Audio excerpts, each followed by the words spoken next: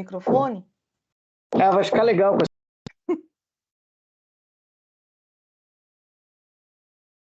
Bom dia, hoje é dia 3 de agosto de 2022.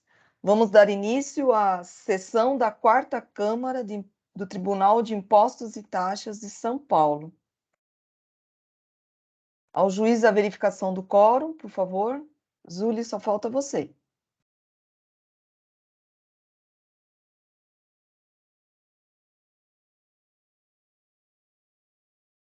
Vamos iniciar a sessão.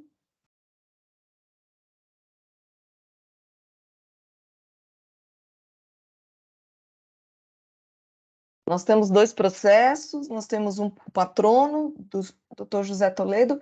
Qual que é o seu processo, doutor? Bom dia, senhora presidente. É o processo da NS2. NS2. Isso, então, vamos doutor iniciar Rafael pelo Zuli, processo 4119428, NS2, SA. Deixa eu gravar a sustentação oral.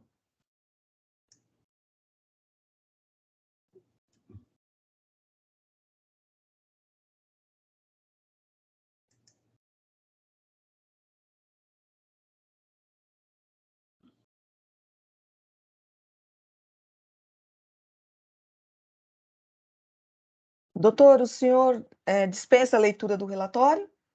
Dispenso, senhora presidente. Então, o senhor tem 15 minutos.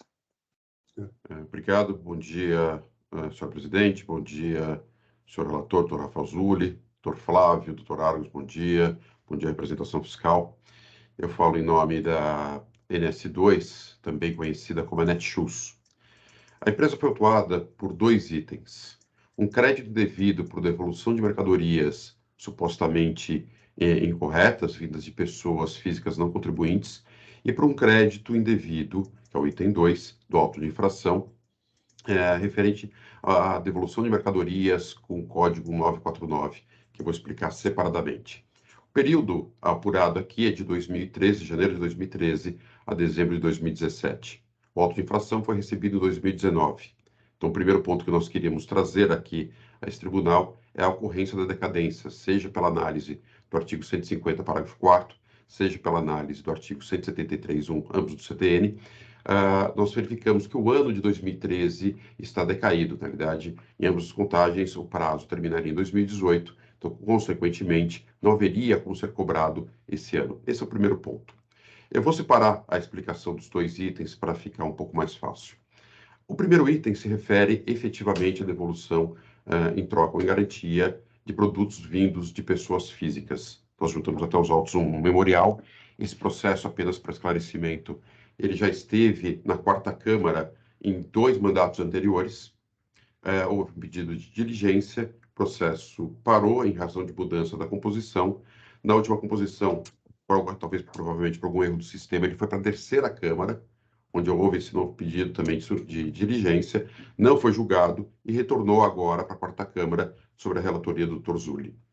O ponto que eu gostaria de chamar a atenção dos senhores e da senhora presidente, é justamente o fato de que a própria delegacia de julgamento, em primeira instância, cancelou, julgou improcedente o auto em relação ao item 1, que é o item de maior valor, justamente porque não há nenhum tipo de prova. Da análise da decisão, eu peço a licença até para ler um trecho curtinho, a delegacia de julgamento coloca que da análise da acusação formulada e dos documentos que a instruem, entendo que não merece prevalecer da ausência de provas de que os créditos tributários lançados pelo contribuinte de serviço fiscal tivessem sido efetuados fora da hipótese permitida para troca ou garantia. Diante desse ponto, a delegacia julga improcedente o item 1, manteve o item 2, eu vou discutir daqui a pouco, mas julga improcedente o item 1. Nós sabemos aqui no Tribunal de Impostos e Taxas que não é comum a delegacia de julgamento julgar improcedente um auto de infração. Ou seja, eles fazem uma análise detalhada em questão de provas, e nesse ponto ele deixou muito bem destacado esta questão. O que faz a Netshoes com relação aos contribuintes nós que fazemos compras pela internet? Nós fazemos a compra. Se eu gostar da mercadoria, ótimo, fiquei com ela. Se eu não gostar, eu ligo para a Netshoes e falo, não gostei, quero devolver. E essa devolução, ou para troca, ou por garantia, quase totalidade, é para troca mesmo das mercadorias, ocorre dentro do prazo de 45 dias. Não satisfeito com isto, a antiga composição da Quarta Câmara entendeu por bem baixar o processo em diligência, para pedir que fosse feito um esclarecimento que o contribuinte trouxesse, diante da ausência de provas que há nos autos, que o contribuinte trouxesse uma planilha esclarecendo todos os pontos. Apenas para esclarecimento dos senhores, são mais de 500 mil operações. A fiscalização trouxe 154. E ainda assim, a prova não foi suficiente. O contribuinte veio, trouxe as questões, trouxe os esclarecimentos ao Tribunal de Impostos e Taxas. Esse tribunal entendeu por bem abrir vista para a representação fiscal, como é o procedimento natural aqui do andamento do TIT. Ou seja, quando há uma diligência, se abre vista para a representação se manifesta e volta para o julgamento. Para nossa surpresa, a representação, e com todo respeito aos membros de lá, que eu conheço, ao invés de analisar o processo e se manifestar, ela faz um breve relato e manda que volte o processo para o agente fiscal que autuou, para que ele se manifeste. Ou seja, há uma questão aqui de um princípio da impessoalidade. Eu não posso trazer para a parte que autuou que se manifeste sobre as provas que ele não fez. Na verdade, nós fizemos essas provas diante da ineficiência dele. Fato esse que, a nosso ver, o próprio Tribunal de Impostos deveria ter analisado e não tentar suprir uma falha do auto de infração para que ele possa sobreviver. Uma falha muito grande do auto de infração, uma falta de provas reconhecida pela Delegacia de Julgamento, e agora o TIT, numa outra composição, pede para que se faça um trabalho que o fiscal não fez. Nós fizemos esse trabalho, comprovamos que todas as operações, quase sua totalidade, são de mercadorias de troca dentro do prazo de 45 dias e, portanto, observando o regulamento do ICMS, para ter o direito ao crédito. Além disso, tenta-se de novo, então, que o processo volte agora para a gente ficar doido para dizer, olha, analisa os documentos que você deveria ter analisado lá atrás, tente se analisar. Não é possível que o TIT, nesse momento, tente suprir algo que não foi feito pela fiscalização. Não é papel do TIT. O papel do TIT é julgar o processo como ele está.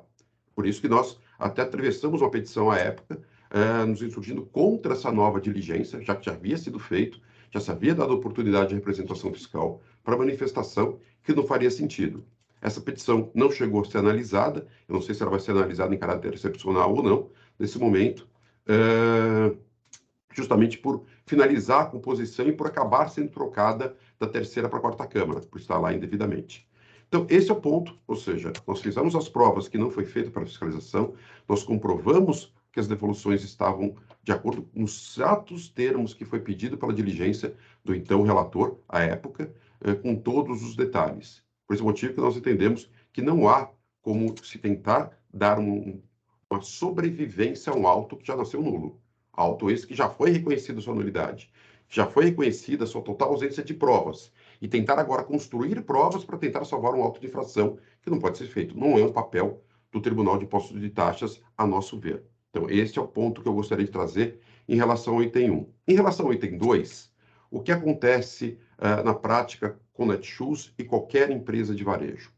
Netshoes, quando precisa devolver as suas mercadorias aos seus fornecedores, não estamos mais falando de devolução em troca e garantia dos adquirentes, estamos falando da troca dos fornecedores, a Netshoes programa a retirada dessas mercadorias. Então, ela emite uma nota, tal dia está programada a retirada, e por algum motivo o fornecedor não retira essa mercadoria.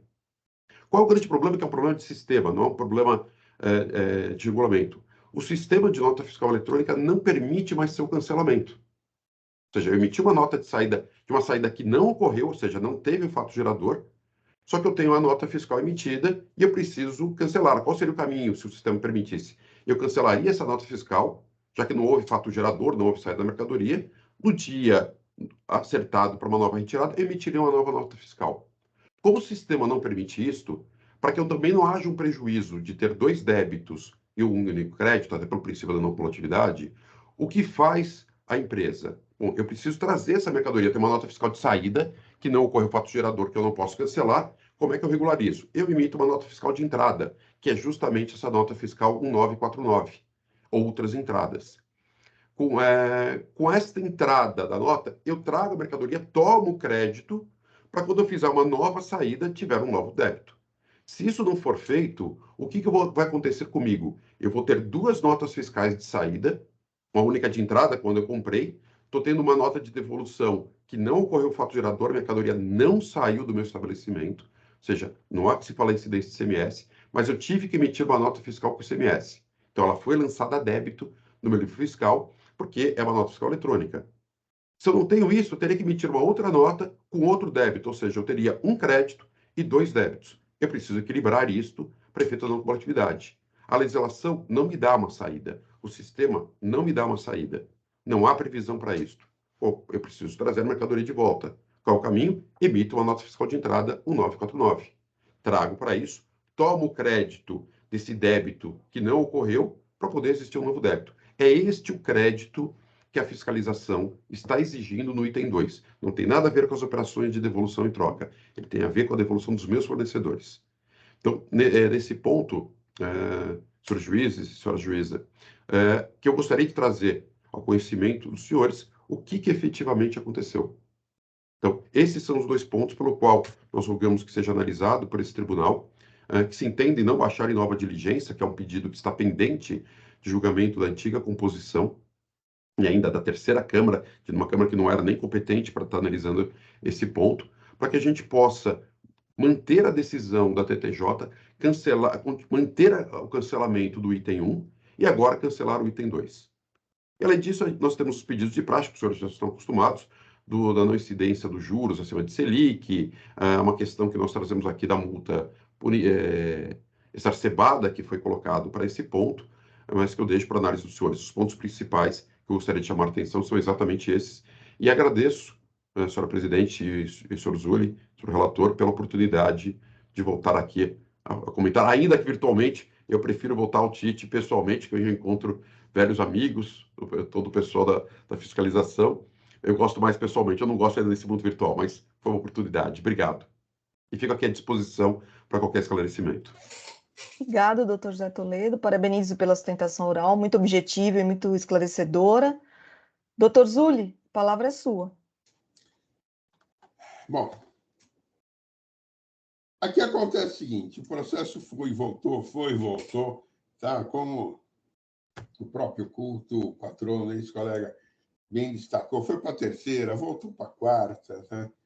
E nesse ir e vir, eu observo no processo que existe uma juntada de planilhas por parte do contribuinte, folhas 2.938 a 2.950, em atendimento à diligência determinada por essa quarta Câmara, mas numa composição anterior, onde tais planilhas se referem a material probatório anexado aos autos pelo fisco em respeito ao próprio trabalho fiscal, juntada de documentos em petições, em petição pela interessada, como bem destacou, aliás, a digna representação fiscal, em seu parecer, e ela diz, prudente e conveniente a conversão dos autos de diligência aos FRs autuantes, para que possam se manifestar acerca dessas planilhas argumentos elaborados pela autuada, respectivamente as folhas 2.938 a 2.950.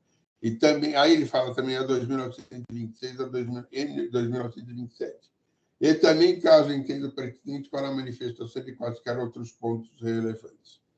Assim, antes de prosseguir no exame dos autos, apoio a sugestão da representação fiscal e assim prefiro converter o julgamento em diligência para que os ilustres auditores que procederam ao lançamento venham a se manifestar acerca das planilhas, argumentos elaborados pela autuada, respectivamente as suas tais, e também, caso entenda pertinentes, para a manifestação de qualquer outros pontos levantados pela autuada na petição de folhas 2.921 a 2.936.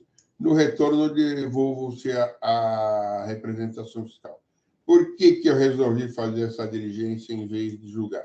Realmente, eu analisei já o item 1, tá? As provas, tudo, cheguei a uma determinada conclusão, mas para que se evite algum argumento, alguma nulidade e, eventualmente, algum posicionamento da própria representação fiscal, eu preferi, então, minha conclusão é: presentes pressupostos de admissibilidade, conheço de ambos os recursos, aqui nós temos ofício e ordinário, porém, de forma cautelar, prefiro converter o julgamento em diligência para que os ilustres auditores fiscais venham se manifestar acerca das planilhas e argumentos elaborados pela autora, respectivamente, a folhas tais,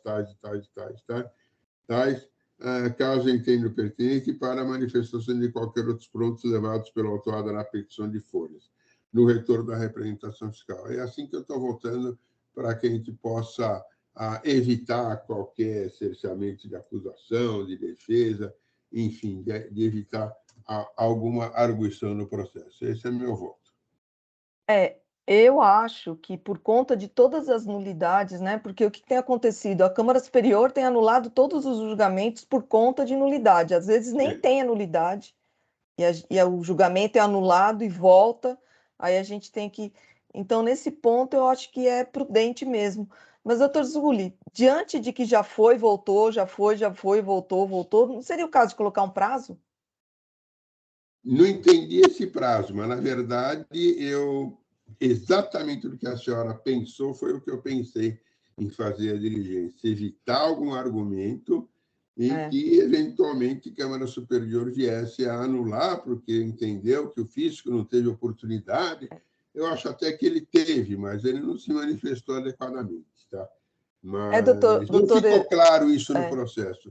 Doutor José Eduardo, o que tem acontecido? O fisco se manifestar? Os processos, a maioria tem sido tudo anulado. Todos anulados e tem voltado para a gente julgar de novo. Então, até para evitar isso, porque é o que tem acontecido na superior. Mas eu não sei, aí eu coloco para discussão. Não seria o caso de colocar um prazo para fazer a representação, porque também ficar de eterno, vai e volta, vai e volta, vai e volta, também acho que, né? Eu me lembro que quando a gente dava aula, o Zé Rosa falava num alto-que, voltava, ele falava que era um alto-falante, porque ele se falava, ele ia e voltava, e ficava, era muito engraçada a forma do doutor Rosa colocar. Né? Sei lá, colocar um prazo e falar, na falta de manifestação, até para não ter arguição dessa nulidade, né? Porque foi dada oportunidade. Eu posso acrescentar aqui, qual que vocês acham que seria um prazo razoável hoje para a fiscalização manifestar-se? 15 dias é pouco? 20 dias? Eu acho que 20 dias tá bom. 20 dias? Não sei, eu acho que aqui eu não tenho nada contra essa... E também porque eu acho que também ficar ad eterno para fiscalização... Sim, concordo, né? Eu acho que também... Se me permite, presidente, só a título de esclarecimento, aqui em consideração ao patrono, foi apontado aqui que eventualmente seria uma tentativa do tribunal de, vamos dizer, entre muitas aspas, salvar o auto de infração ou suprir aí, ou corrigir eventuais nulidades processuais, como, por exemplo, não haver prova o suficiente, como foi muito bem colocado aqui pelo doutor José Eduardo, né? Mas, na verdade, antes mesmo de ser uma precaução com relação ao futuro posicionamento da Câmara Superior, já é aqui manso e pacífico que a gente busca sempre a garantia maior do exercício ao contraditório. Sim. E esse exercício, como o próprio nome diz, o contraditório, vai apresentar aqui sempre aquele diálogo, sempre aquela dialética entre fazenda e contribuinte. Então, a garantia é estendida aos dois lados. Então, a minha leitura ela é exatamente no sentido de como decidiu o doutor Zulli. Por quê? Porque se a parte juntou provas que julgou relevante, é mais do que necessário e oportuno que a Fazenda se manifeste sobre essas provas, né? Como seria o contrário também, se a Fazenda trouxesse maiores argumentos que eventualmente não tivesse trazido no início ou em qualquer outro momento processual, seria de importância muito relevante, até a título de se argumentar nulidade se isso não for feito, né? E aí vem a observação da presidente aqui, e isso seria feito pela Câmara Superior, é muito importante que a outra parte se manifeste. que se manifesta, inclusive, de maneira contrária, se assim entender, pela imprestabilidade, pelo não cabimento, o que seja. Portanto, mais do que prudente, eu acho que é uma medida necessária que efetivamente a parte se manifeste, né? Então, não vejo aí como uma tentativa de se salvar o auto de infração, mas, quando muito, de sanear o processo, que cabe aqui ao Tribunal de Depositários sanear os processos, né? Então, como também uma forma de saneamento do processo, acho que mais do que cabível. Portanto, só justificando ao patrono, justificando ao doutor e a todos aqueles que aqui nos escutam, é uma medida necessária, né? Independente do posicionamento da Câmara Superior, porque também não podemos nos medir aqui exclusivamente porque aquilo que a gente supõe que será feito, né? Não, o momento processual é este, nós temos essa competência do saneamento do processo, temos que garantir aqui o contraditório, portanto, é uma medida mais do que salutar. Acho que o doutor queria falar, se a presidente assim permitir. Posso fazer só uma parte, senhor presidente, sem entrar no mérito, sem discussão, é só por uma questão de ordem, doutor Argos. Agradeço a consideração, mas justamente eu trouxe esse ponto porque já foi oportunizado a Fazenda se manifestar. Esta que é justamente o ponto. Houve pedido de diligência, nós cumprimos o pedido de diligência, foi aberto prazo para a Fazenda se manifestar em razão do pedido de diligência efetuado. A Fazenda se manifesta apenas fazendo o relato e falou: agora eu quero que baixe para uma nova diligência para o agente fiscal. É justamente este ponto que nós alegamos uma possível nulidade processual, porque já houve essa oportunidade, longe de mim, pelo amor de Deus, querer colocar que se tirasse a questão do processo ou a oportunidade de ambas as partes falarem diante de novas provas. Eu conheço bastante, acho que é super oportuno, mas justamente o ponto trazido aos autos é exatamente esse. Já foi dada a oportunidade. O processo já retornou à representação para que se manifestasse sobre os documentos juntados. E a manifestação pede uma nova diligência para a agente fiscal, que infelizmente está sendo a linha, e com todo respeito, mas logicamente, se o doutor me permitir, eu acho que essa observação de que o processo deveria se deslocar novamente para o senhor agente fiscal, ela tem uma natureza de custos legis, mais ou menos de fiscalização do processo e não de parte. Olha, foram juntados novos documentos, nos foi dado a oportunidade de nos manifestarmos, e a nossa manifestação, e é uma manifestação, no sentido de dizer, olha, a gente entende aqui que os documentos não foram apreciados pelo agente fiscal. Portanto, que ele fale o que ele quiser falar, o que ele bem entenda, mas que seja oportunizado também a ele a possibilidade de se manifestar sobre os documentos, qualquer que seja essa manifestação. Do ITER processual, o que tende a acontecer?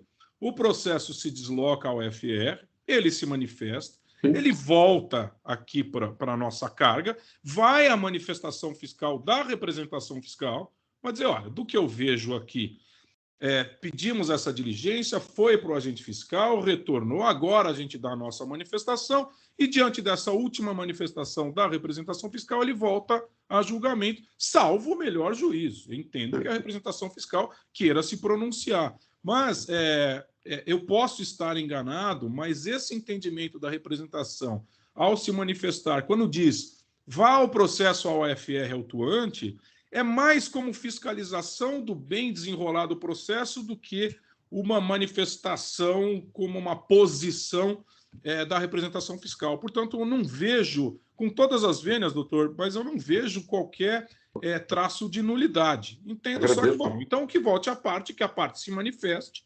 e depois retorne aos autos. Agradeço, doutor Argos, que não vou entrar no mérito para também tributar e estender ao julgamento dos senhores, é que, na realidade, sempre foi uma discussão que eu mesmo sempre trouxe, ou seja, qual é o papel da representação fiscal perante o processo administrativo estadual em São Paulo? Ela é parte ou ela é manifestante? Porque em determinados momentos ela assume o papel de parte, em outros momentos ela assume o papel de representante. Então sempre foi uma figura nunca muito clara no processo administrativo a função, porque a representação ela consegue participar do julgamento enquanto parte para se manifestar e defender o lado da Fazenda, mas ela também se manifesta enquanto para diligências. E sempre foi uma discussão mais minha, muito particular minha, e foi justamente por esse ponto que eu trouxe isso. Do meu ponto de vista, ela seria o representante legal, mas eu respeito a decisão dos senhores. Absolutamente legítima a sua posição, muito bem defende os interesses do seu cliente, a gente aqui reconhece. É uma questão aqui intrincada, que leva aqui a reflexão, mas, como costuma se dizer, é como as coisas são. Então, a gente vai respeitar aqui o caminho como ele é. Para ponderar e colocar na balança, eu volto de novo com o meu ponto. Eu acho que a gente pode colocar um prazo. Porque aí não fica ad eterno, vamos fazer o seguinte, resguarda dos dois lados e fica tudo bem para todo mundo. Sem dúvida.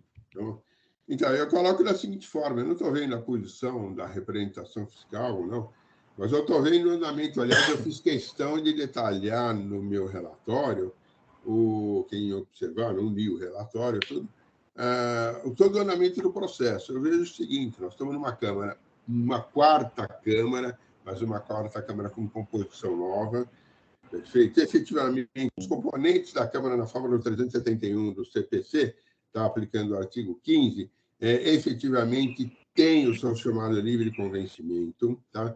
Olhando o processo, eu acho que ele teve um certo trâmite um pouco tumultuado. Eu não vi que algumas coisas tenham sido efetivamente bem esclarecidas. Eu gostaria, como relator, de ver essas coisas esclarecidas, principalmente em relação às planilhas. Tá? Tive um determinado entendimento ao ver essas planilhas, principalmente essas juntadas. Na oportunidade, esse processo de início ele foi distribuído ao Dr. Walter de Carvalho Mulato. O Dr. Walter, ele, inclusive, ele deu considerou a diligência, pediu para separar as coisas, a data e número da nota fiscal, objeto do cancelamento, nome do destinatário para identificação do CPF ou do CNPJ, valor da venda, data e número das notas fiscais. Ele fez uma lista. Na oportunidade, o que é interessante, por isso que eu acolhi de pronto a sugestão da doutora Maria Helena, ele deu, olha, após esse dar-se-á, vista a representação fiscal para manifestação pelo prazo de 30 dias. O doutor Mulato já tinha dado esse prazo em 20 de fevereiro de 20. Tá? Aí o processo foi encaminhado, informou a representação fiscal, enfim. Tá, o que é gozado, o fisco devolve os atos por entender não haverem providências a serem adotadas. Isso me deixa um pouco reticente. Falei, poxa, foi encaminhado uma diligência, desculpa, estou bem resfriado, tá? Foi encaminhada uma diligência fiscal para ele se manifestar, houve a juntada de uma planilha detalhada como o próprio relator à época solicitou, e o fiscal faz isso. Para mim, é quase que uma recusa em fazer a diligência. O doutor Nascimento, que está há muitos anos comigo, aí, ele sabe a minha posição em relação a isso. Aí foi para a representação fiscal, a representação fiscal manifestou-se, diz, a diligência proposta pela quarta não foi cumprida pelo autuado. A própria representação diz isso, tá? E aí diz, adiante desse entendimento que o contribuinte não logrou comprovar, para um pouquinho, ele trouxe a planilha, não é que ele não logrou comprovar, na verdade, eu vejo a frase anterior à própria representação, o fisco não deu bola, não se manifestou, né?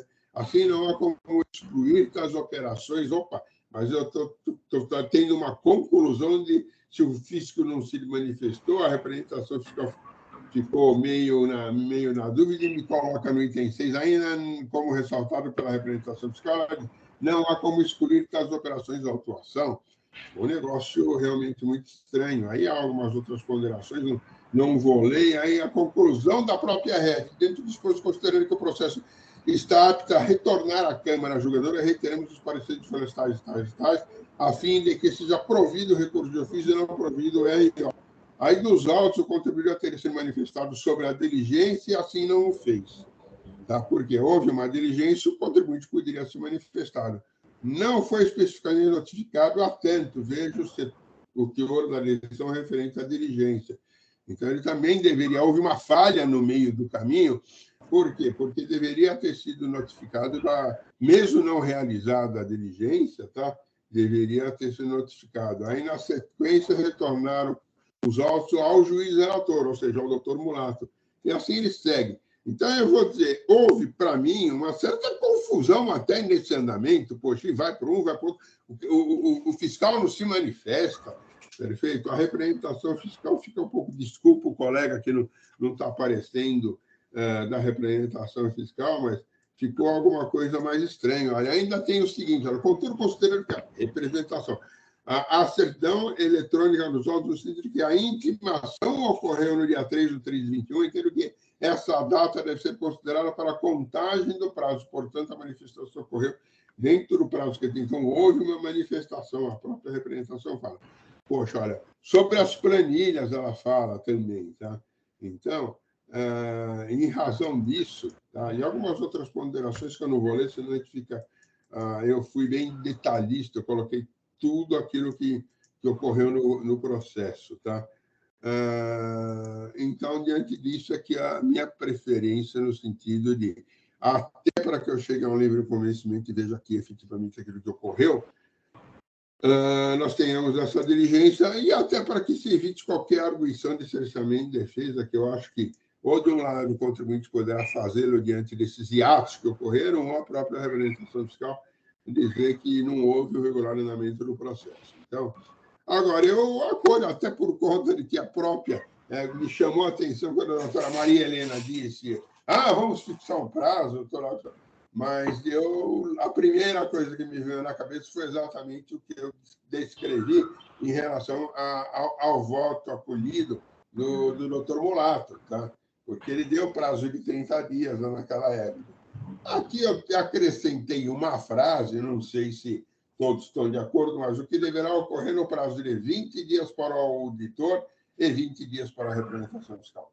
Bom, eu acho que está perfeito. Eu acho que é melhor colocar, a despeito do outro relator ter incluído, porque aí não fica essa confusão. Aí vê que se não tiver feito, a gente julga e acabou. É isso aí. Porque, na verdade, me parece até que esse prazo indiretamente acaba forçando. Seu fiscal. Exatamente. Ou você se manifesta... Não quer se manifestar, passou o prazo, como é que se diz? Restou em Alpes a sua oportunidade. Porque também ficar indo e voltando, indo e voltando, indo e voltando também... Então, podemos votar então, gente? Cara, presidente, eu gostaria só de fazer uma... pois não. O que acontece? Normalmente, a representação, ela sempre tem um prazo legal de 30 dias para se manifestar, no caso de diligência, porque quando tem a publicação do retorno dos autos, manda para o FR autuante fazer a diligência. A lei não prevê prazo para que ele decida. Então, tudo bem a pertinência de um prazo para que ele se manifeste. Voltando os autos da DRT, quando ele entra no TIT, tem a publicação que houve o retorno dos autos da diligência, existe um prazo legal, uma publicação no Diário Eletrônico, onde as duas partes são intimadas para, no prazo de 30 dias, se manifestarem sobre o que retornou. Tenha o fiscal se manifestado ou não, vem essa publicação quando volta o auto para o TIT. Entendeu? Então, assim... se quiserem colocar esses 20 dias, na minha humilde opinião, pode estar enfrentando essa... Não, a gente pode fazer assim, a gente dá o prazo para o fiscal, porque eu acho que o ponto aí é o fiscal que está, né? Dá o prazo para o fiscal e depois, após, para a manifestação das partes, porque aí já vai no prazo legal. Isso, vai no prazo legal. Mas eu acho que o fiscal tem que dar um prazo, gente. Ficar de eterno também não dá, né? Porque senão também fica na fila dele lá e ele não Exatamente. Aí ele sabe, foi dado a prazo e aí também não pode vir uma alegação de cerceamento, porque aí foi dado a prazo. Ele não quis se manifestar. Não, perfeito. Então, paciência. Então, talvez eu coloquei após para a representação fiscal. Isso. Pronto. Aí acho fica que feito. está de melhor supondo que ela vai se manifestar em 30 dias. Eu tinha esquecido desse detalhe dos 30 dias. Tá? É que a regra geral é aquela dos 5 dias, né? Então... Mas acho que aí a gente consegue votar, tá bom? Então eu vou colocar após a representação fiscal. Feito? Feito. Não copiou. Copiou. Está aberto lá? Vamos ver. Não está aberto. Não está aberto? Peraí. Não, para mim colocar o... Feito, está aberto, Zuli. Veio.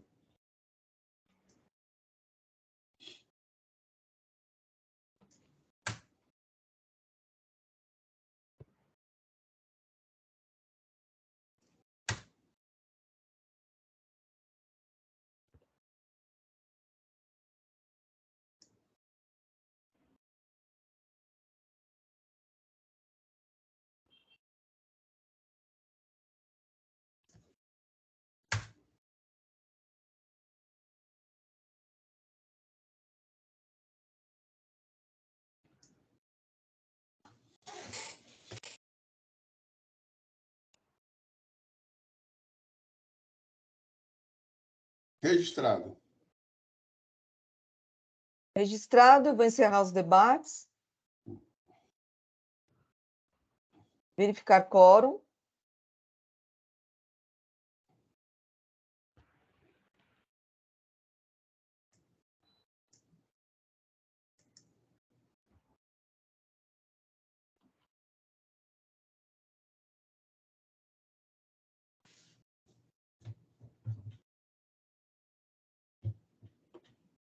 Doutor Flávio, só falta o senhor para verificar quórum.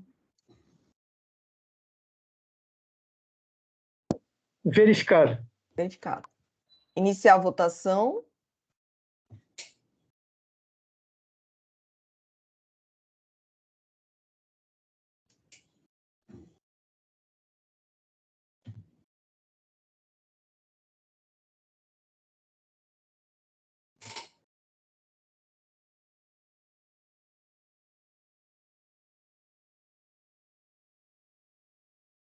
Então, o processo foi julgamento convertido em diligência nos termos do voto do relator.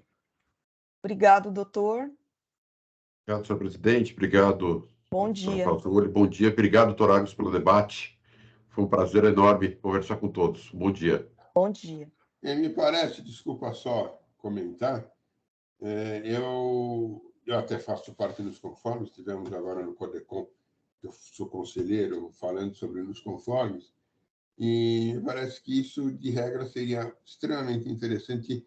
É uma situação diferenciada, tá? É um trâmite diferenciado, e isso seria um grande objeto para uma espécie de regime especial, né? Em que ele teria outros tipos de prazo e outra forma de procedimento. Né? E realmente são dificuldades do contribuinte e nós temos que respeitar essas dificuldades. A Fazenda também tem essa obrigação. Não é em milhões de contribuintes que nós temos, existem alguns que têm uma especificidade muito grande em relação à sua forma de trabalho e às necessidades do seu trabalho. Então, eu fico imaginando isso. Tá? Então, vamos passar para o próximo. É um recurso misto também, processo 413716, Mário Sérgio Mastrandéia Embalagens, também da relatoria do doutor Rafael Zulli. Não temos patrono, então vamos... Tá, eu vou ler a ementa. Eu acho que ele é um processo que, embora aqui no meu correlatório ele tem 37 laudas, não é complicado, porque eu digo o seguinte: tem um creditar-se indevidamente do ICMS no período de agosto de 19, pela escrituração em sua EFD das notas fiscais que não atendem condições previstas no item 3 do parágrafo 1º do artigo 59 do regulamento por terem sido canceladas. Então, ele escriturou notas fiscais as quais foram canceladas. E o 2, acreditar-se indevidamente no período de outubro de 19 a abril de 20, pela escrituração da EFD de notas fiscais eletrônicas que não correspondem à aquisição ou entrada de mercadoria no seu sem tendo deixado de exibir a documentação comprobatória da efetiva ocorrência dessas operações, embora regularmente notificada. Crédito tributário reduzido, interposto recurso de ofício. Essa, basicamente, é a ementa. Tá? Eu vou a questões pontuais, deixa eu só descer meu voto e tirar a parte da sustentação oral, que eu deixo meio preparada. E vamos lá, recurso ordinário, o contribuinte traz vários e sustentáveis argumentos, né? Realizado, então vamos lá para no não realizado. Não realizado, beleza. Tá? E, efetivamente, não existem arguições prejudiciais, né? E eu digo, no ofício, analisando os autos, referido item afastado parcialmente corresponde a 2, né? Ao 2, né? Ao item 2. Vou colocar aqui ao item 2, ficou feio. Ao item 2, creditor interveniente por ter escriturado no EFD, que é notas fiscais de entrada que não correspondem à entrada de mercadoria no estabelecimento por aquisição de mercadoria pela falta de apresentação de documentação comprobatória. Tá? O contribuinte, no caso, ele foi notificado em 10/6 de 20, renotificado em 13/7 de 10/6 e 13/7 de 20 e 17/8 de 20. Poxa, 3 vezes ele foi notificado. Apresentar os pedidos de compra e os compromissos de pagamento das operações. Apesar de notificado, não apresentou nada disso, tá? E o fisco considerou indevido. O julgador, a seu turno, na folha 675, no item 22, diz em sua decisão, onde fez referência às notas fiscais, cujo pagamento entendeu, aliás, ter ocorrido e assim efetivas as operações. Esse entendimento foi corroborado com o fisco, o auditor autuante e a resposta de diligência da representação fiscal. Ressalta o culto julgador no item 25 de sua decisão, isso é importante, que, diante de tais indícios de simulação de operações, a autora foi notificada a apresentar documentos e informações para a comprovação da efetiva ocorrência das operações constantes das suas notas fiscais, a sua escrituração fiscal digital, tá? Relacionadas no demonstrativo 2, mas deixou de apresentar provas de tratativas de negociação, pedidos de compra, e-mail, nome de representante, empresas vendedoras se adjuntam aos fornecedores indicados nos documentos fiscais dos respectivos compromissos de pagamento. Por conseguinte, não foi capaz de comprovar que as mercadorias consignadas nessas notas fiscais adentraram no estabelecimento. Destaca ainda, em específico, o culto julgador no item 28, que a autora apresentou na defesa os documentos foram tais e tais, a fim de que compraram o pagamento das operações de aquisição de mercadorias consignadas nas notas fiscais e relacionadas ao demonstrativo tal. Os documentos acima mencionados foram apresentados com os respectivos demonstrativos relativos aos fornecedores abaixo indicados. Fitapac Brasil, comércio de embalagem, Arquiplac, eu não vou ler o resto, que eu acho que fica, que é a transação bancária, como é que foi, o valor, né? Arquiplaca, indústria e comércios de embalagem, comércio, que droga, que pulou, só um minutinho que eu fiz besteira, pronto. Comercial do Monte, artigos de papelaria ELL, e que o julgador considerou no item 29.3 as duas, né? Precision, comércio atacatista de papéis ELL, onde apresentou, e aí ele fala os valores, tudo, e aquilo que foi apresentado. Tá? Ainda, na TM Tavares Resíduos de Metais, apresentou demonstrativa das notas fiscais de operações com a empresa mencionada, acima no montante de R$450 mil. Perfeito. Ainda na análise, atenta à leitura da decisão recorrida, o jogador no item 30 de sua decisão bem destaca. Perdão, leio. Da análise dos documentos apresentados, conclui que Fitapac, indicados demonstrativos de comprovante de pagamento, as folhas 340, não estão relacionados com quaisquer operações constantes demonstrativas das notas fiscais tais e tais, que apontam 5 operações no valor de cada uma desses pagamentos. Além disso, há uma discrepância entre a data de emissão e os pagamentos. Para a Arquiplac, os pagamentos indicados no demonstrativo comprovante de pagamento, embora não estejam relacionados com quaisquer das operações indicadas no demonstrativo, tendo que foram realizados anteriormente ao início da ação fiscal. Quanto aos pagamentos, datas extras teriam sido realizados no curso da ação fiscal. Então, ele observou o comercial do MON, a mesma coisa ele observa, tá? Cada uma delas, e ainda os pagamentos comprovantes de pagamentos com sucesso demonstrativo, folhas 344, com datas de 8/11/19 e 21/11/19, não estão relacionadas às respectivas notas fiscais. No entanto, o valor delas, indicado 64 mil, corresponde ao valor das notas fiscais relacionadas nas 10 primeiras linhas do demonstrativo 343, e aqui ele diz, aliás, referidos documentos, na verdade, devem ser excluídas do AIM. Observe também que foram relacionados nos autos as notas fiscais a cujo julgador singular concluem devem ser excluídas do item 1.2, cuja data de emissão, o valor da operação e o ICMS nelas destacados, dados de história do demonstrativo Arquiplacas de embalagem. Corrobora com essa forma de pensar o entendimento do auditor autuante na sua resposta na diligência promovida pela representação fiscal. De outra, quer dizer, o próprio autuante concordou com isso, né? de outra banda, muito embora em princípio possa se entender que, pelo motivo de um nome constante de recibo do pagamento, não possa ser considerado como prova absoluta que houve a transferência de recursos para os postos fornecedores, se considerar o conjunto probatório vindo ao processo. Sem dúvida, o nome aposto no comprovante CISPAG, por exemplo, como lembra a reabilitação fiscal, não assegura tal fato, uma vez que foi informado livremente pela recorrente. Não foram apresentados extratos bancários do autuado nos quais figura o suposto pagamento, muito embora, assim pensar, esses extratos apenas demonstrarem a saída do numerário da conta do recorrente. Neste ponto, aliás, a RF, em seu parecer de folhas, item 7, sobre os termos, trecho extraído do voto do juiz relator Fernando de Souza Carvalho, processo tal, não observa na Lei Paulista qualquer menção de crédito estar vinculado a um negócio jurídico. Aqui eu transcrevo o que transcreveu o RF. A seu turno, porém, a situação dos autos não é tão simplória.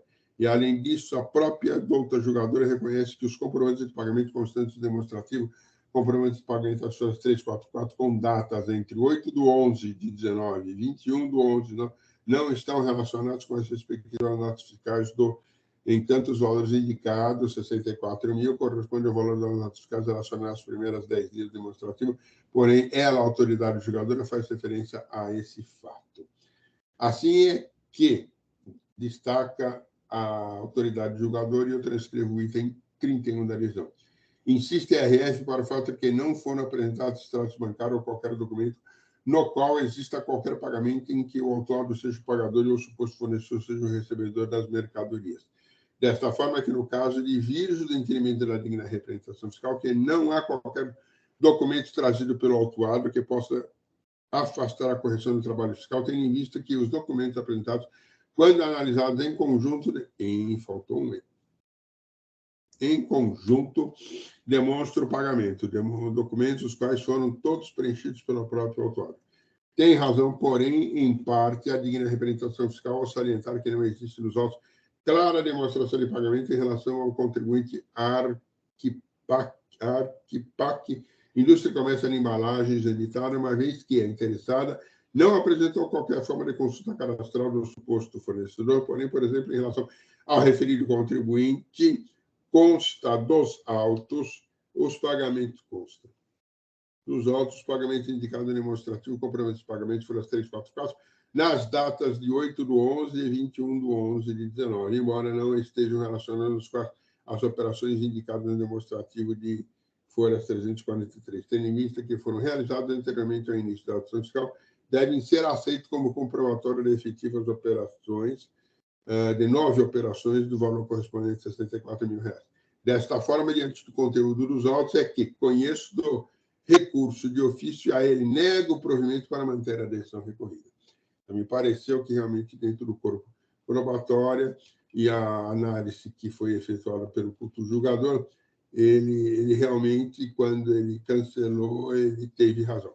No que se refere ao RO, encontra-se em análise o item 1 e o remanescente do item 2, crédito indevido do imposto do período de agosto de 19, por ter escriturado o registro de entradas e FD, escrituração digital, canceladas que não atende às condições previstas no parágrafo 3º, no item 3º, parágrafo 1º de 59. As notas fiscais estão relacionadas ao demonstrativo 1 e as provas corroboram a acusação e demonstram a infração estando juntadas no anexo 1. Quanto ao item 2, o crédito indevido do imposto no período de outubro de 19 a abril de 20, por ter escriturado o registro de entradas, notas fiscais eletrônicas que não correspondem à entrada de mercadoria no estabelecimento ou aquisição de mercadoria pela falta de apresentação de documentos comprobatórios e efetiva ocorrência das operações remanescentes do item 2. Vejo dos autos que o contribuinte foi notificado 3 vezes a apresentar os pedidos de compra e não fez. Apesar do notificado, não apresentou os documentos solicitados e não logrou êxito em comprovar a ocorrência das operações. Aí eu digo, primeiramente, argue a interessada a nulidade do lançamento com base no 142. Eu analiso, digo, porém, não obstante as alegações, o trabalho fiscal seguiu a todas as regras impostas e faço uma análise, não vou ler para não cansá-los com isso, é uma análise pontual, né, do 142, 159 do CTN, realmente todos os itens dos referidos artigos e da própria legislação nossa processual foi cumprida. Tá? No que se refere ao item 2, então, trata-se de acusação de crédito indevido em agosto de 19, proveniente de reescrituração do registro de entradas demonstrativo 1, como pode ser visto do registro de entradas autuado às folhas 29 e 30, ele creditou-se do ICMS destacado as taxas fiscais canceladas e relacionadas ao demonstrativo, ressaltando a caracterizada infração relatada no item 1, ainda correta a multa aplicada. No que se refere ao item 2, trata-se de crédito indevido no período tal previsto dificuldades das notas fiscais relacionadas que não corresponde à entrada no mercado do estabelecimento aqui no mercado por não haver prova documental da efetiva ocorrência das operações por ele consignada. A seu turno, a acusação de que o trabalho fiscal desenvolvido em atendimento ao ASF número tal para verificação da consistência cadastral e diagnóstico fiscal estava relacionada à denegação da emissão da nota fiscal para indícios de simulação. Os créditos fundamentais que não correspondem a entrar em mercadoria no estabelecimento ou a sua aquisição. A sua vez, a interessada apresentou documentos folha 739828 a fim de comprovar o pagamento das operações estou gripado, das mercadorias consignadas na nota fiscal relacionadas ao demonstrativo de folhas 325 seguintes.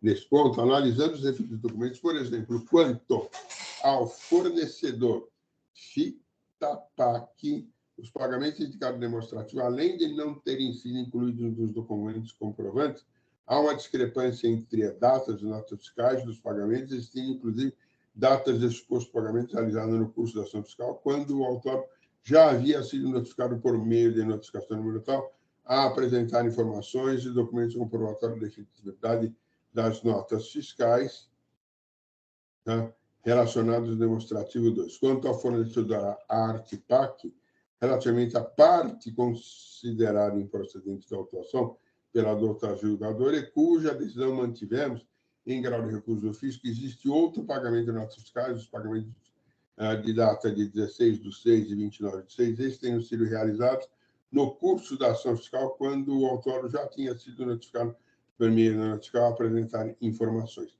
Já no que se refere ao fornecedor comercial do Monte e Precision, tá, e a TM Tavari, e resíduos comprometidos de pagamentos não apresentaram a efetividade das operações como fornecedor da firma mencionada, por indicarem como favorecido a transferência eletrônica disponíveis o nome de FACMAC Factoring Fomento Estranho aos Ossos.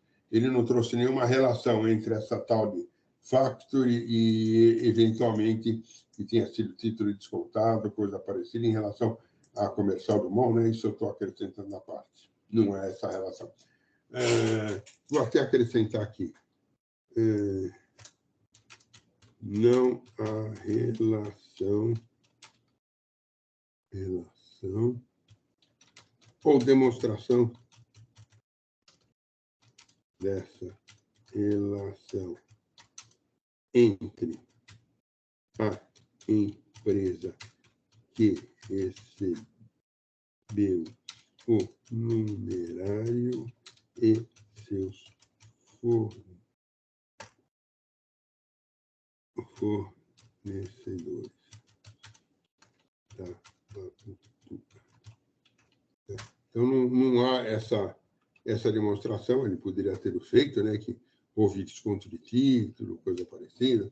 Ainda a RRF bem destaque analisa os documentos relativos ao fornecedor TM Tavari, relativamente à parte considerada improcedente da acusação fiscal pela julgadora, e esclarece que esta parte não há comprovação de pagamentos claros. Diz a RF que os documentos apresentados verificamos unicamente a apresentação de técnicos supostos relativos pagamentos. Ressalta a RF que tais documentos referem-se a pagamento de CISPAG ou sistema equivalente. Lembra que esse sistema eletrônico de pagamento é padronizado pela Fenebaban e faz alguns comentários, né, quanto a essa padronização. Assim, não vejo, existem provas sustentáveis de que houve transferência de recursos para o seu fornecedor, o nome ali posto por si só não assegura fato, tá? Tal fato. Importante ressaltar que, embora notificado e renotificado, o contribuinte apresentar documentos, assim não faz. Tá? Nesse sentido, há de se concluir comprovadas as informações devendo o AEM ser mantido integralmente. Eu tenho que acrescentar aqui no seu remanescente, para não ficar... Dentre tais fatos, é que mantém o item 1 e o remanescente do item 2. Senão fica incoerente com aquilo que eu pus embaixo. Né? Aí ele fala das multas, pedido de redução e relevação, e fala também aqui, eu comecei a patinar, né? Eu tenho patinado muito nisso. Em relação aos juros aplicados na atuação, também não podemos atender o pleito da recorrente, vez que o AIM foi lavrado para os fatos geradores posterior à vigência da Lei 16.497/17, portanto, já foi utilizada a taxa Selic, não havendo de se efetuar qualquer retoque no lançamento em relação à alteração da súmula 10. Doutor Nassim Bens, é isso? Sim, tem a partir daquela data, se o lançamento foi lavrado a partir daquela data ou os juros começam a contar a partir daquela data, aí você não precisa, porque já não, na verdade, os juros já são limitados. Já são pela taxa Selic. Exatamente. Foi 2017, né? Novembro de 2017. Ou foi lavrado depois de novembro de 2017, ou os juros começaram... Os débitos, né? Daquela data. Aí você não precisa fazer aquilo, porque, na verdade, já foi feito. Já foi feito pela Selic. Eu ainda só ressalto o seguinte, de outra banda, não vejo nos autos, não vejo nos autos reclamando interessada sobre essa matéria, assim preclusa. Então, qualquer outra coisa que poderia se dizer, o contribuinte não reclama em relação a isso. Quanto aos juros, a súmula 10 desse tribunal vinculante para todos os julgadores estabelece que está correta a sistemática da 398, todavia que cabe lembrar de fazer referência à alteração da súmula desta corte. Motivo pelo qual aplicamos no caso. Há, porém, nos autos, o seguinte reclamação sobre Selic. Não fosse suficiente as razões, veja ainda a fiscalização equivocou-se no cálculo de juros de mora incidente sobre os pretensos créditos, utilizando o índice superior à Selic, conforme se verifica no quadro abaixo, tá? Para os meses de agosto e dezembro de 19, já, tá? Traz quadro. Todavia, tá? A matéria não... olha o que eu escrevi aqui. Todavia, a matéria não tangencia a questão da aplicação da taxa Selic, e sim o cálculo efetuado pelo fisco. Tá? É diferente. Ele está falando que teve um erro no cálculo, não se a taxa Selic foi aplicada corretamente. Assim. Mais especificamente quanto aos juros de mora. Assim diz a interessada, na remota e improvável hipótese de serem superadas as questões acima, deve ser realizado novo cálculo de multa aplicável, deixando de considerar sua base de cálculo qualquer atualização de posição e de juros. E, subsidiariamente, os juros de mora incidentes sobre a multa sejam calculados de acordo com o índice taxa referencial da Selic, né? Tá? Essa matéria, porém, já foi examinada de forma clara pela decisão de primeira instância, o julgador já examinou isso, tá? Onde bem destacou, e eu estou escrevendo aqui, olha, ele diz, olha, o tópico, tal, subsidiando o equívoco da multa alegada pela autuada, ao realizar o cálculo, considerou como termo inicial um mês de competência, e aqui ele vem e especifica isso, ele analisou de acordo com um mês, os respectivos valores e tabelas, então eu não vejo que há erro e bem destacou o culto julgador. Então eu estou afastando o argumento que, na verdade, ele não corresponde à questão da súmula 10 ou coisa parecida, porque ele está entendendo que o valor e a forma como fez o fisco está errada, e não a aplicação da taxa Selic. Eu transcrevi, inclusive, os artigos que o culto julgador fez referência, tá, para deixar bem claro. Diante do referido exame, em análise com o qual concordamos e acolhemos, afasta o argumento. Quanto às alegações de inconstitucionalidade de a programação da Lei 3457, que Cristão não tem competência para deixar aplicar a lei por julgar inconstitucional. Em relação à incidência de juros sobre a multa, está válida, vigente e eficaz a súmula 13. É legítima a atualização do valor da multa nos termos do parágrafo 9 do artigo 85. Além disso, considerou que, embora as infrações inscritas no AIM não se referem à falta de pagamento de impostos, indevidamente apropriado implicam em redução do montante de ICMS a ser pago no correspondente período, e, portanto, conclui-se que não concessão do benefício por ele pleiteado, assim, infração de crédito indevido, canceladas não devem se tratar de simples irregularidade formal. Eu pulei aqui quando apertei o botãozinho. Vamos lá. Resta assim correta a aplicação da penalidade, não devendo ser reduzido ou relevado, não obstante o pedido formulado pela parte. E nem dá para fazer, né? Então, qual que é a minha conclusão? Minha conclusão de voto é a seguinte. Ofício, para manter intacta a decisão recorrida, nega o provimento. Ordinário, a ele dá passo ao provimento para manter a acusação contida no item 1 e remanescente de 1, em razão da decisão, todavia, em relação à alteração da súmula desta Corte, devidamente referendada, cuja limitação da aplicação da taxa Selic. Então, eu só fiquei na dúvida em relação a isso, porque, na verdade, eu analisei e vi que não seria aplicável. Então, acho que é também negado o provimento, né? Tá? Eu só deixei... Diga. Não, é isso mesmo. Eu acho que deve ser negado o provimento, sim. Eu vou deixar do resto do jeito que está, falar em razão da data das operações.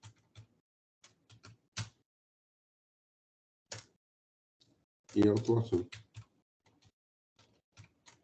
Então, em razão daquela data, né? Efetivamente, em razão da data, eu não posso falar em provimento. Só deixa eu corrigir aqui em cima. Né? Beleza, pronto. É assim que eu voto. Dúvidas? Eu já tinha lido seu voto, Zuli, e eu vou te acompanhar. Ok. Integralmente. Acompanho. Acompanho também, Zuli. Olá, doutor Tony, tudo bem? Prazer. Bom dia, bom dia. Bom dia. A todos. A representação quer reafirmar o conteúdo do recurso de ofício e o relator doutor Zuli já detalhadamente nos informou no seu voto, no sentido de que aqueles pagamentos que redundaram na retirada de algumas notas fiscais do auto de infração foram todos feitos naquela forma do CISPAG, que não garante que o beneficiário ali indicado seja efetivamente beneficiário. Nesse sentido, nós entendemos que essa parte da auto-inflação deveria ser recobrada para retomar a auto-inflação da forma como foi lavrado. Entendendo também que, apesar do fiscal atuante ter concordado que aquela prova de pagamento fazia a prova de pagamento, apesar disso, não é esse o entendimento da representação pelos motivos que eu acabo de colocar, e que já estão nos autos também e relatados no voto do ilustre relator. Era só isso que eu queria colocar, senhora presidente. Muito obrigado. Podemos colocar em votação, então? Doutor Zuli, o senhor registrando? Eu estou registrando aqui, ele apareceu tudo em vermelho aqui. Estou esperando ele ficar pretinho outra vez.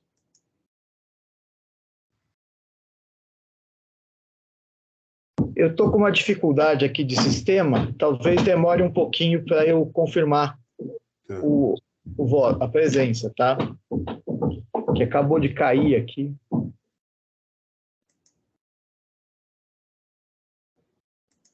Eu acho que foi, vamos lá. Vamos ver se ele foi aqui, apertei os botãozinhos. Não há antecedente conhecimento ordinário, não provido. Ofício, não provido. É isso aí. Registrar. Ok. Eu vou encerrar os debates, então. Perfeito. Verificar quórum.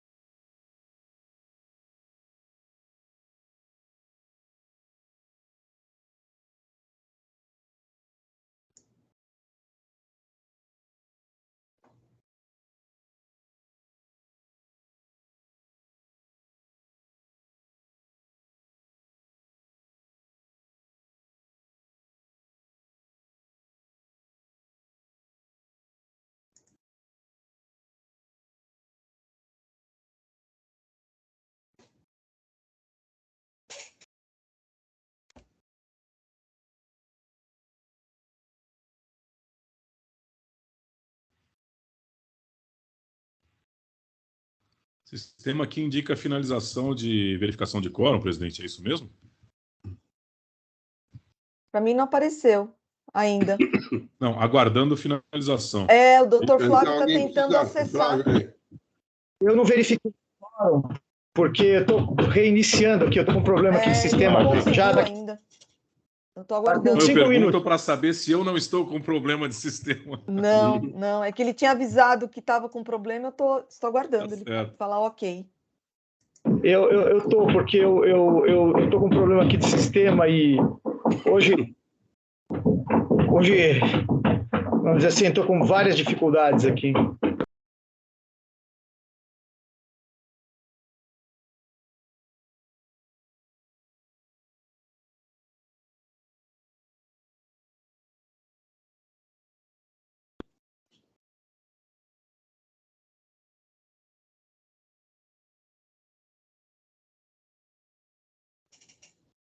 Doutora Maria Helena, quantos que eu coloco na próxima sessão? 3? Não, um só. A próxima sessão é sua e doutor Argos. Infelizmente, doutor Zuri, não se empolgue. Olha, infelizmente eu não posso colocar voto nenhum, então só pode colocar 2. Não, o doutor pode colocar um. Já foi. Foi. Já está no nosso WhatsApp lá. Ok. Solenes especialidades químicas. Aí o doutor Argos informando dele hoje já... Já passam na sequência, presidente. Já não sei de cabeça aí. Pode ser que fala assim, eu não consegui abrir o sistema, sai o Zuri põe 2. Bons tempos de 9, 11 processos, hein, Zuli? Eu já cheguei a pautar 7, numa sessão só, 7 meus. Isso aí. Meu máximo acho que foi 15, não é isso, Fábio? Na Câmara do Fábio. Aí, quando na sessão da comida, né? Ele é novo aqui, ele não sabe, nosso colega da representação fiscal.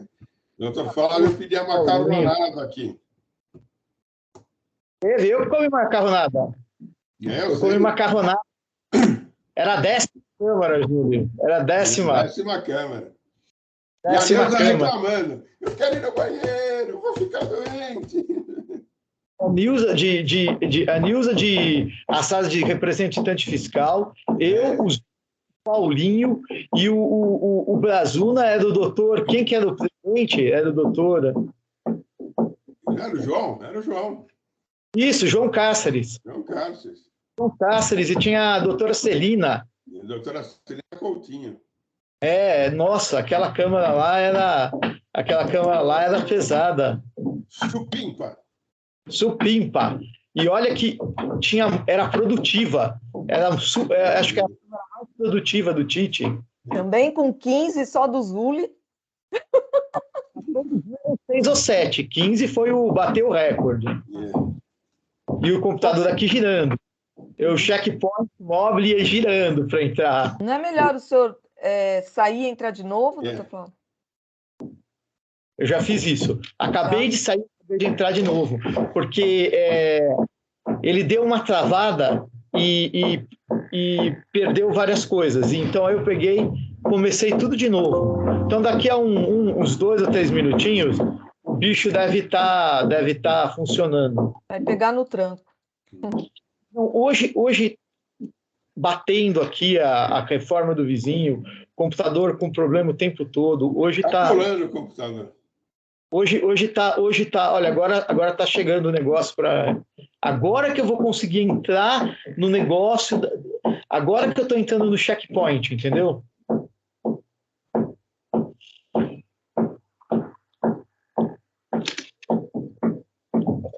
Há quanto tempo você está na representação fiscal? Como que é, Júlio? Não entendi. Há quanto tempo você está na RF?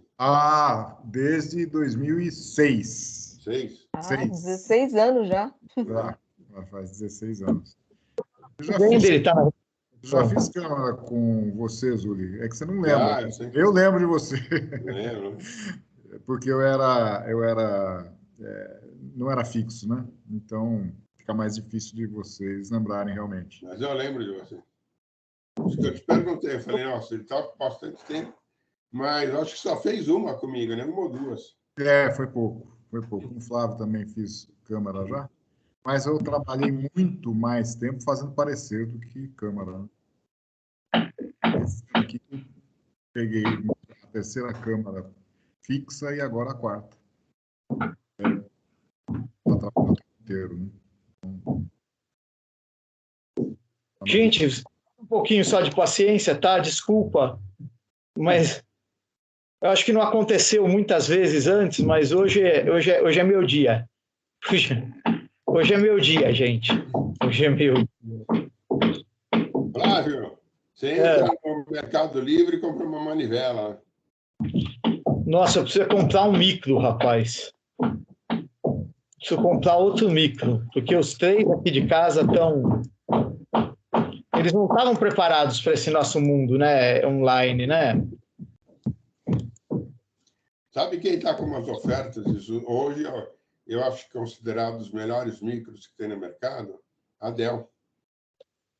Quem? A Dell. Você entra no site da Dell e procura um micro lá. Tá lá o micro, viu?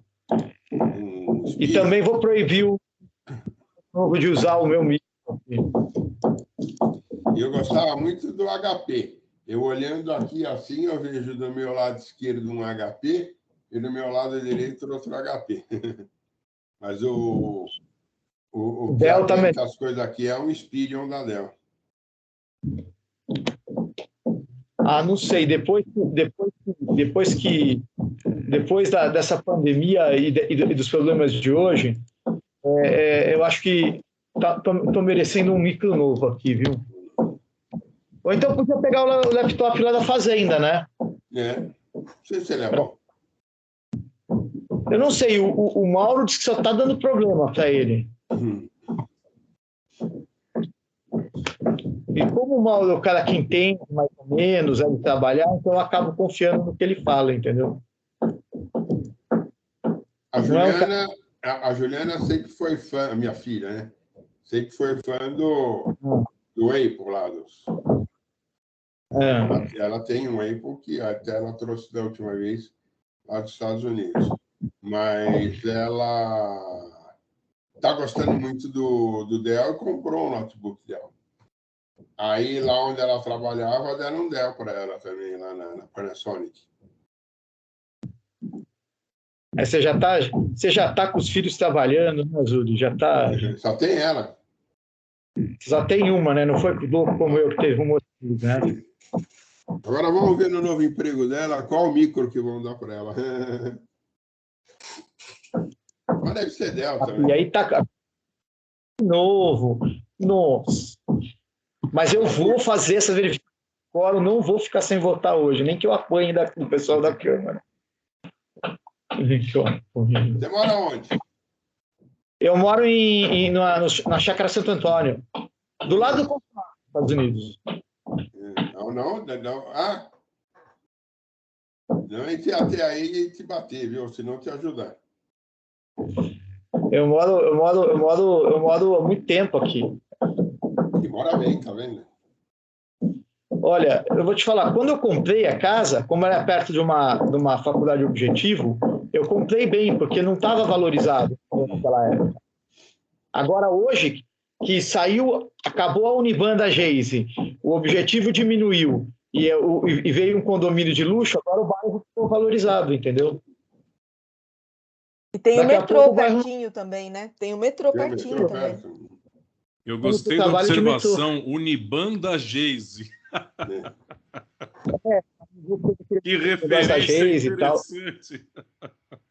Porque a Uniban, ela fechou essa unidade, porque ela foi comprada por uma outra faculdade e para eles não terem concorrência, eles fecharam algumas unidades, né? E essa foi uma que foi fechada. Então, com isso, o bairro passou a ter silêncio à noite. Saiu a Uniban, né? Geralmente deve ser o contrário, né? O Uniban, a escola deveria valorizar o bairro, né? E não desvalorizar, né? Poxa, vocês viram o que aconteceu segunda-feira lá na PUC?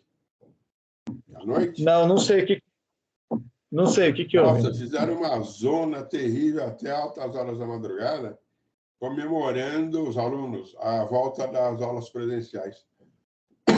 Isso é normal. Mas acho que foi trote também, Zuli. Começou o novo semestre é trote. Tem meio do ano, né? Tem vestibular de meio do ano. Né? Mas eles têm razão, vai. Deixa o cara fazer uma bagunça um dia quando volta. Então, vai. E na universidade o cara puder fazer. Eu tentando entrar de novo. Putz. EPAT, objeto, referência, não sei o que eu consigo. Não é possível conectar. Estou apanhando, viu, gente? Mas não vou ficar sem fazer essa porcaria. Você está no VPN? Estou no VPN. Eu trabalho só no VPN. O VDI eu tive tanto problema que eu menti dele, gente.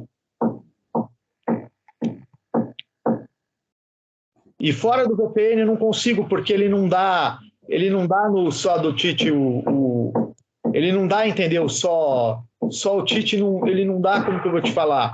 Ele não dá abertura para isso que a gente faz. Ele te deixa ver o voto, ver o que você tem, fazer a admissibilidade, mas ele não te deixa entrar na sessão de julgamento. Mas agora, finalmente, parece que eu vou resolver essa porcaria aqui, ó. Agora parece que vai dar certo. Está aparecendo aqui um negócio para certificado digital. Agora vai dar certo, gente.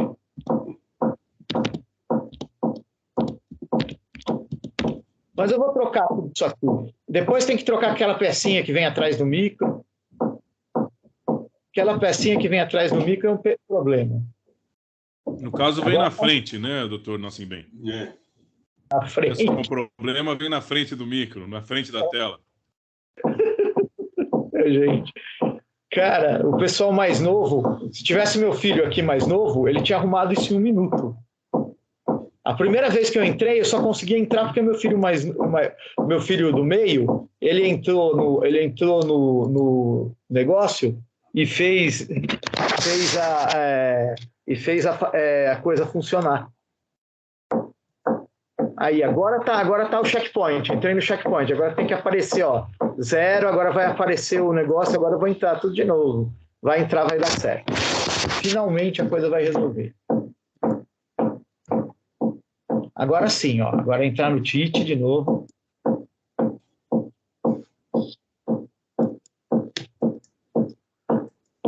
Lento. Lento.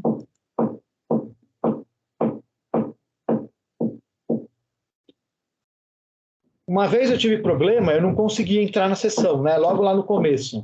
Eu troquei o micro que eu usava na época. Aí, hoje é o primeiro dia que, depois daquele dia, que eu tenho um problema sério de demorar. Ó, agora já está no negócio, agora vai dar certo. Agora eu vou entrar de novo e finalmente vou liberar a minha turma aqui.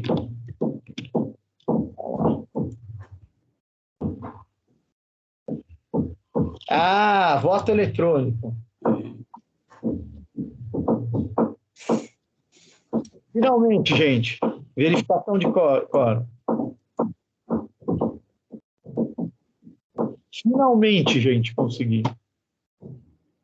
Nossa. Confirmei a presença, olha lá. Pronto, confirmei a presença, gente. Finalmente. Obrigado por esperar e desculpa.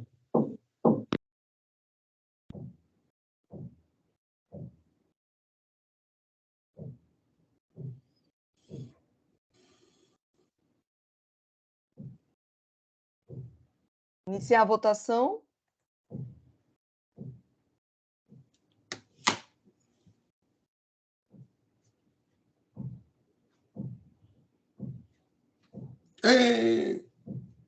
Conseguimos.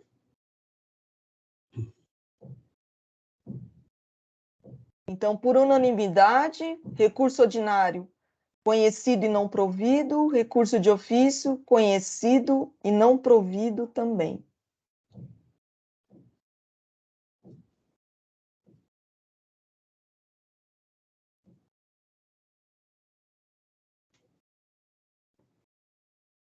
Julgamento encerrado.